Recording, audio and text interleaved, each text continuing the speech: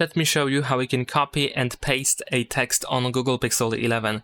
So generally speaking, if you want to copy any text that you have on your screen, as long as it is selectable, you can press and hold your finger on the first word that should be copied. So let's say I'm going to choose this one over here.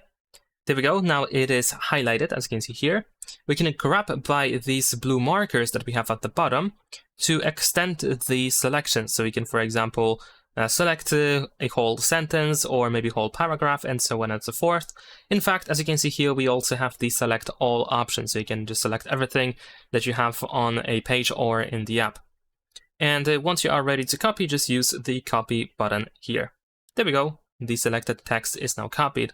Now, if you want to paste it, if you open any text field or anything like that that allows you to use your keyboard, then usually straight away here at the top of the keyboard we have the copied text. So you can just simply tap on that text to paste it.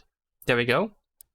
And in case you don't see it in here, if there is no suggestion to paste the copied text, then here at the top right there we have this clipboard icon.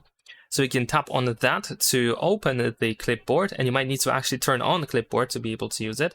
And now in here you can tap on the copied text. And there we go, we can paste it as well. Leave a like and subscribe.